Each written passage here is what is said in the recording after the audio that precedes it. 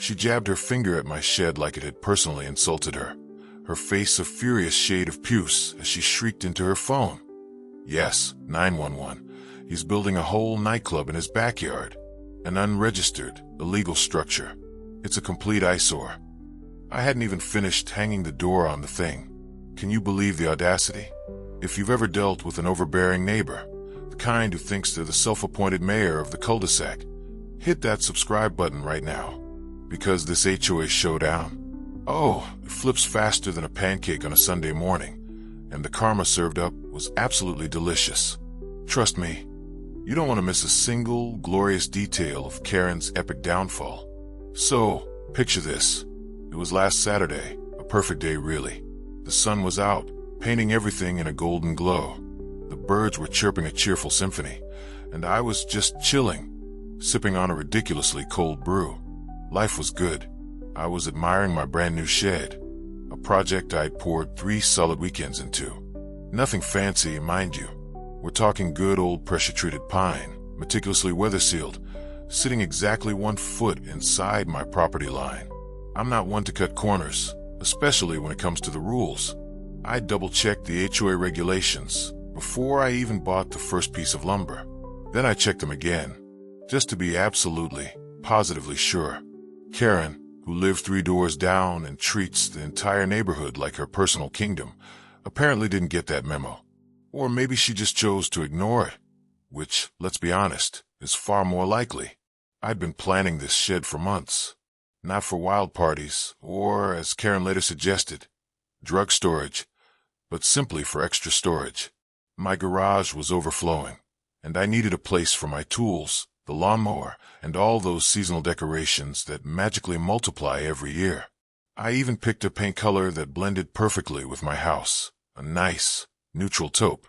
I went through the proper channels, submitted my architectural review application, included the paint swatch, the dimensions, the placement on my property, the works. 2 weeks later, I had a crisp, official approved stamp on my paperwork. I was a model homeowner, dotted all my I's and crossed all my T's. But Karen? Karen operates on a different plane of existence. She materialized at the end of my driveway, like a pastel-clad phantom. She was sporting those infamous capri pants, the kind that scream, "I'm ready for a suburban safari," and a bob haircut so precise it looked like it had been cut with a laser level. You know the one, the kind that silently screams, "I need to speak to your manager."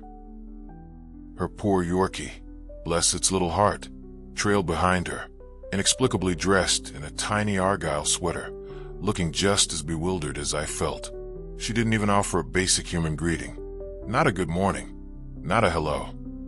She just marched straight up, pulled out her phone, started snapping photos of my half-finished shed, and began muttering to herself, a low, ominous growl.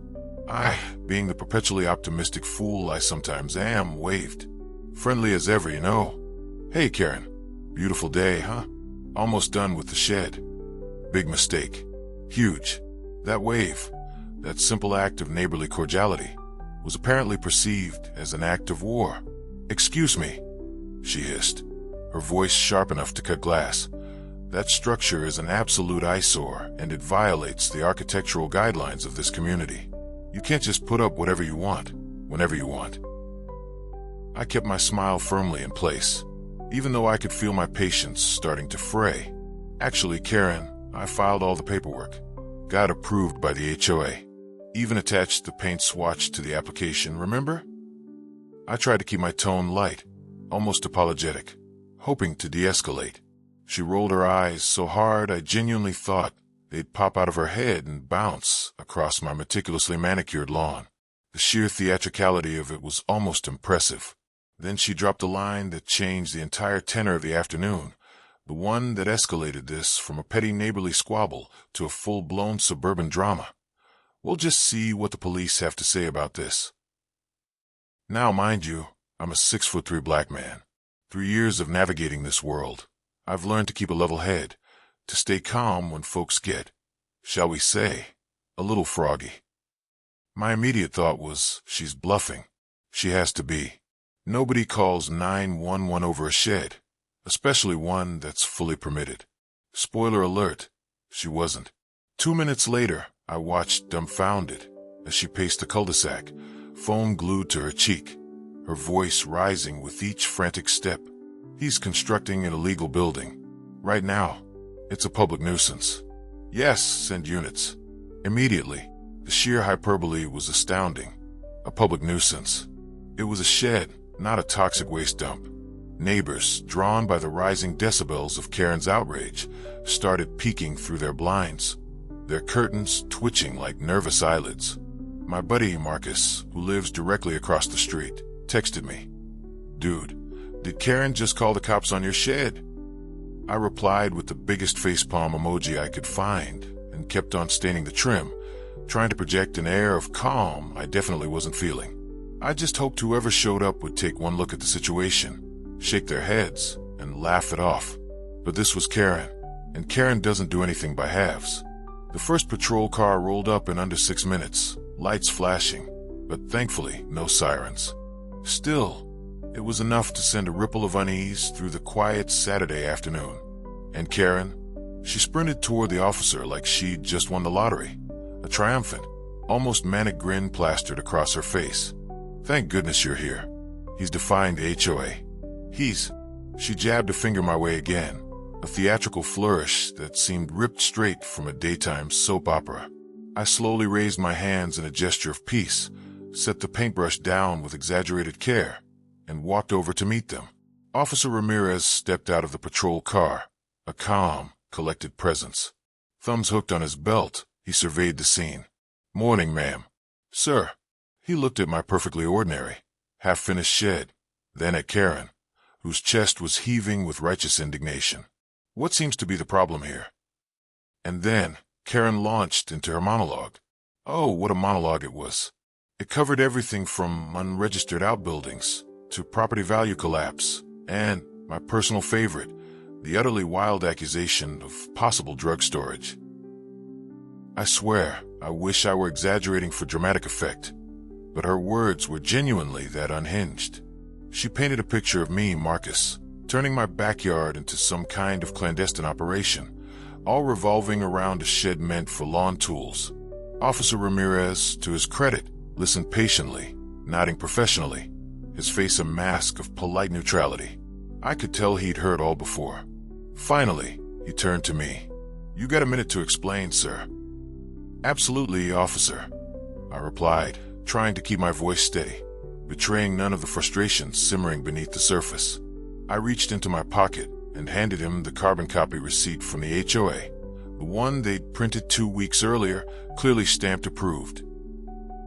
I also had the city permit, just for good measure. He took them, glanced over the documents, a small, almost imperceptible smile playing on his lips, and handed them back.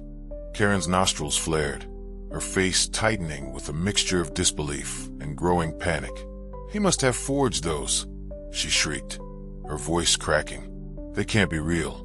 That shed is too big. I demand you measure the setback distances. It's clearly too close to the property line." Officer Ramirez, bless his patient soul, simply sighed. He pulled a tape measure from his belt, walked over to the shed, and carefully measured the distance from the property line. 32 inches, he announced, looking directly at Karen. "That's 2 inches over the minimum requirement." Karen's cheeks, already flushed with anger, turned the color of a overripe tomato. Her mouth opened and closed silently, like a goldfish. The air crackled with her barely suppressed fury. Here's where karma, that beautiful, glorious force, decided to clock in for duty. Officer Ramirez, ever the professional, asked Karen for her ID so he could log the call. A simple, routine request. But Karen, who had been so loud and confident moments before, suddenly fumbled, her bravado evaporating faster than morning dew. I left it at home," she stammered, her gaze darting around nervously. Officer Ramirez's voice, though still calm, took on a slightly sterner edge. "Ma'am, technically, filing a false report or making a frivolous 911 call wastes emergency resources. That can have consequences." She backpedaled so fast she nearly tripped over her poor, confused Yorkie, who let out a tiny yelp. I didn't mean waste, I meant. I was concerned. Genuinely concerned. Her voice was a pathetic whimper compared to her earlier screeches. And then, the cherry on top of this already delicious sundae of comeuppance, a second cruiser pulled up. Deputy Park stepped out, a familiar face. He recognized me instantly from our community basketball night. He waved a big, friendly grin on his face. Yo, Marcus. Nice shed, man. Looks solid. Karen, you okay? Everything all right over here? Karen's mouth opened, closed, then opened again, truly achieving peak goldfish cosplay. The sight of her, speechless and utterly humiliated, was a thing of beauty. Neighbors, who had been silently observing the entire spectacle, couldn't hold it in any longer. A few muffled chuckles broke the tension. And then, from across the street, Marcus, my buddy, actually started to slow clap. Slowly, deliberately, a single, resonant clap that echoed through the sudden silence. It was a moment of pure, unadulterated comedic genius. Officer Ramirez, seizing the moment, politely informed Karen that if she continued using 911 for what were clearly HOA gripes, she could face fines or worse. It was a stern but fair warning. Deputy Park, ever the community-minded officer, added with a mischievous twinkle in his eye. And maybe, Karen, while we're talking about code issues, we should discuss your own lawn ornaments. That 6-foot windmill in your front yard could be a code issue itself, you know. An unregistered, oversized structure. Karen looked like she'd swallowed a lemon whole, then chased it with a shot of vinegar. Her face, already crimson, deepened to a shade I didn't know human skin could achieve. She mumbled something about misunderstanding, offered a barely audible apology, and then, with as much dignity as she could muster, speed walked home, her tiny Yorkie trotting dutifully behind her, probably wondering what fresh hell its human was dragging it into now. A profound silence descended upon the cul-de-sac for a beat, followed by a wave of laughter that rippled through the block. It was a collective exhale, a release of tension and amusement. I thanked the officers, genuinely grateful for their professionalism and the way they handled the ridiculous situation. I even offered them bottled water, which they politely declined, before driving off, leaving a much calmer, much funnier neighborhood in their wake. Neighbors started coming over, giving me fist bumps, laughing, and asking if I'd host the next barbecue in my drug storage nightclub. I laughed, promised music, but definitely no cover charge, and felt a profound sense of relief and vindication. Pause before we dive into the next level of fallout. If you love seeing instant karma served up hot and fresh, smash that like button. Seriously, hit it. Then comment below with your wildest HOA tale. I want to hear all about those suburban dramas. And please, share this video with anyone who needs a good laugh or a reminder that sometimes the universe has a hilarious way of balancing the scales. Here's the truly beautiful aftermath, the kind of poetic justice that makes you believe in a higher power. Karen, predictably, avoided me for weeks, her blinds drawn, her Yorkie conspicuously absent from its usual sweater-clad promenades. But the HOA committee, despite Karen's best efforts to stir up trouble, still had to follow up on the official complaint. And their letter? It confirmed what I already knew. 0 violations found on my end. Not a single one. But here's the kicker. In the course of their investigation, prompted by Karen's own complaint, they decided to do a general review of her property. Turns out, Karen herself had built a rather charming garden trellis in her backyard that was, you guessed it, 3 inches taller than the covenant limits. 3 inches. The irony was so thick you could cut it with a knife. She had to tear it down. Cue the tiniest, most sorrowful violin you can imagine. It was a small victory, yes, but oh, so satisfying. My shed now stands peaceful, smelling faintly of cedar and victory. It's a symbol, really. A monument to bureaucratic patience and the sweet, sweet taste of karmic retribution. I even added some solar lights just to watch them sparkle at dusk. They look like little trophies. Powered by pure, unadulterated poetic justice. Karen still keeps her blinds shut when I'm out in the yard, and her Yorkie still wears those ridiculous sweaters. But you know what? I'm more than okay with that. If you love watching entitled Karens get their richly deserved comeuppance, then you absolutely have to subscribe and ring that notification bell. Because trust me, there's always more HOA drama headed your way. And remember this golden rule: measure twice, permit once, and then, my friends, just let karma handle the rest.